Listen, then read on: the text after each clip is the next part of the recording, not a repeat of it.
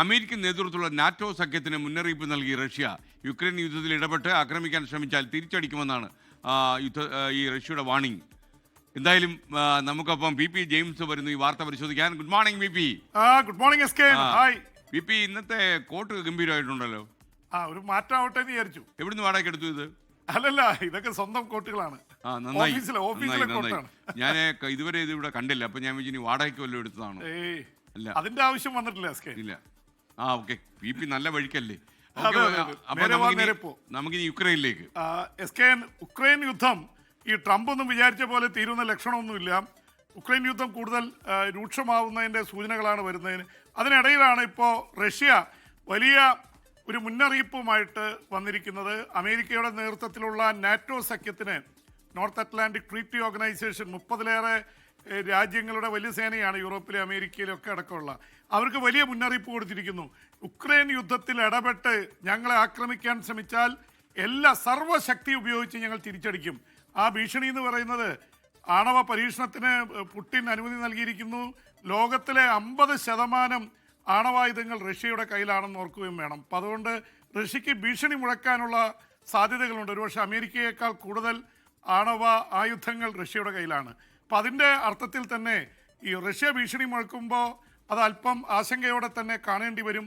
എന്തായാലും എസ്കെൻ യുദ്ധം രൂക്ഷമായി തന്നെ തുടരുകയാണ്. റഷ്യ പല നഗരങ്ങളിൽ, കീവിലടക്കം പ്രധാനപ്പെട്ട നഗരങ്ങളിലൊക്കെ വലിയ ആക്രമണമാണ് നടത്തിയത്. മിക്കവാറും ഉക്രൈൻ്റെ പല പ്രദേശങ്ങളും ഇരുട്ടിലാണ്. അവിടുത്തെ ലൈറ്റ് കളഞ്ഞിരിക്കുന്നു. അവിടെ മഞ്ഞ് മൂടിക്കിടക്കുന്ന അവസ്ഥയിലാണ്. ആ അവസ്ഥയിൽ വലിയ തണുപ്പിൽ ലൈറ്റ് പോയാലുള്ള അവസ്ഥ, ഈ ഹീറ്റിംഗ് സിസ്റ്റം കൂടി തകർക്കാനുള്ള അവസ്ഥയാണ്. അങ്ങനെയാണെങ്കിൽ ആൾക്കാർ തണുത്ത് മരിക്കുന്ന അവസ്ഥയുണ്ടാവും. ഇതിന് തിരിച്ചടിയായി യുക്രൈൻ 216 ഡ്രോണുകളും 20ഓളം മിസൈലുകളും അയച്ചുവെന്നാണ് അറിയുന്നത്. അതിൽ പലതും വെടിവെച്ചിട്ടു എന്ന് റഷ്യൻ സേന പറയുന്നു. പക്ഷേ റഷ്യയുടെ ഉള്ളിലും വലിയ രീതിയിലുള്ള നാശനഷ്ടങ്ങൾ ഉണ്ടായിട്ടുണ്ട്. അപ്പോൾ ഈ രീതിയിൽ അങ്ങോട്ടും ഇങ്ങോട്ടും യുദ്ധം കൂടുതൽ രൂക്ഷമായിക്കൊണ്ടിരിക്കുകയാണ്. ഈ ഫെബ്രുവരി ആകുമ്പോൾ യുദ്ധം 4 വർഷം തികയും. ലക്ഷക്കണക്കിന് ആൾക്കാരാണ് കൊല്ലപ്പെട്ടത്. ഇതുകൊണ്ട് രണ്ടു കൂട്ടർക്ക് എന്തെങ്കിലും നേട്ടമുണ്ടോ എന്ന് ചോദിച്ചാൽ നേട്ടമൊന്നും ഇല്ല. റഷ്യൻ പ്രസിഡന്റ് വ്ളാഡിമിർ പുടിൻ ഉക്രൈൻ്റെ 20% ഭാഗങ്ങൾ പിടിച്ചു വെച്ചിരിക്കുന്നുവെന്നാണ് അറിയുന്നത്. എന്ന് മാത്രമല്ല, റഷ്യൻ സേന അല്പം മുന്നേറുകയാണ് എസ്കെൻ. പ്രത്യേകിച്ച് കിഴക്കൻ ഉക്രൈൻ ഭാഗത്തെ പൊക്രോസ്ക് തുടങ്ങിയിട്ടുള്ള മേഖലകളിൽ അവർക്ക് വലിയ മുന്നേറ്റമാണ്. എന്ന് മാത്രമല്ല, 10,000-കണക്കിന് പുതിയ സേനയെ കൂടി റഷ്യ കൊണ്ടുവന്നിരിക്കുന്നു. വലിയ തരത്തിലുള്ള ക്ഷീണമുണ്ട് ഉക്രൈൻ സേനയ്ക്കെന്ന് അവരുടെ തലപ്പത്തുള്ളവർ തന്നെ പറയുന്നു. അതിനിടയിലാണ് ഉക്രൈനിലെ അഴിമതിയുടെ പേരിൽ 2 മന്ത്രിമാരെ, ഊർജ്ജ മന്ത്രിയെയും അവിടുത്തെ പ്രധാനപ്പെട്ട 2 മന്ത്രിമാരെ പുറത്താക്കേണ്ടി വന്നത്.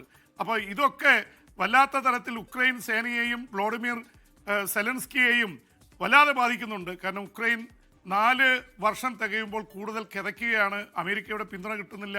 യൂറോപ്യൻ രാജ്യങ്ങൾ സഹായിക്കുന്നുണ്ട്.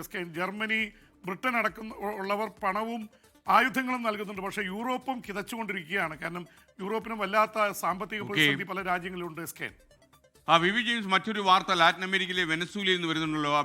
അവിടുത്തെ പ്രസിഡന്റ് മഡൂറോയെ പുറത്താക്കാൻ അമേരിക്ക സൈനിക നടപടിക്ക് ഒരുങ്ങിയിരിക്കുന്നു. 15,000-ഓളം അമേരിക്കൻ സൈനികരും 10 യുദ്ധക്കപ്പലുകളും വെനസ്വേലൻ തീരത്ത് തമ്പടിച്ചിട്ടുണ്ടെന്ന രീതിയിലുള്ള വാർത്ത വരുന്നു.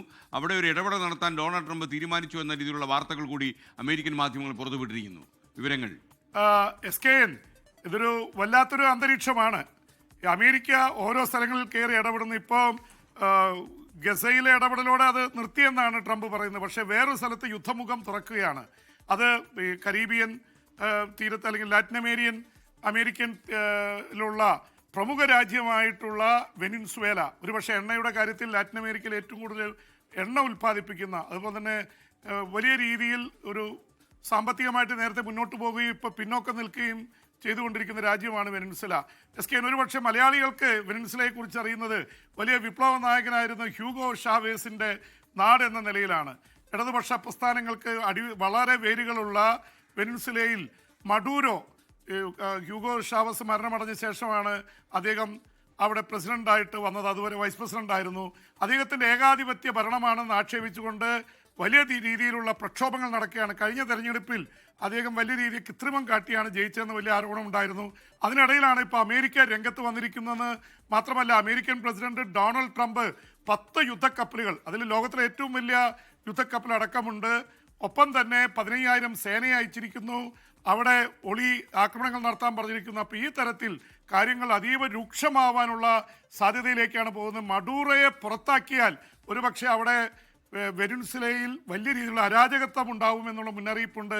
അതാണ് മുഅമ്മർ ഗദാഫിയെ ലിബിയയിൽ പുറത്താക്കിയപ്പോൾ, ഒബാമയുടെ കാലത്ത് പുറത്താക്കിയപ്പോൾ സംഭവിച്ചത്.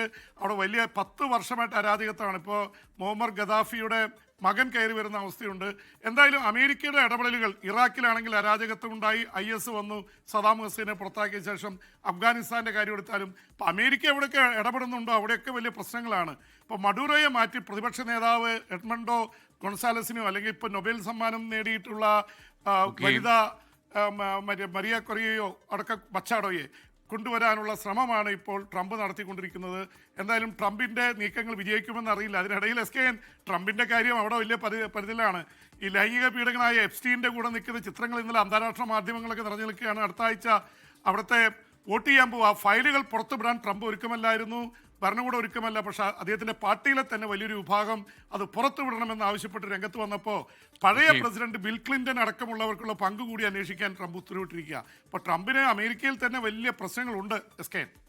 Thank you VB James. ലോകത്തെവിടെയായാലും ഏത് സമയത്തും 24 വാർത്തകളും ഓഗ്മെന്റഡ് റിയാലിറ്റി പാക്കേജുകളും എക്സ്പ്ലെയിനറുകളും വിശദമായി കാണാൻ ഞങ്ങളുടെ യൂട്യൂബ് ചാനൽ നിങ്ങൾക്ക് സബ്സ്ക്രൈബ് ചെയ്യാം.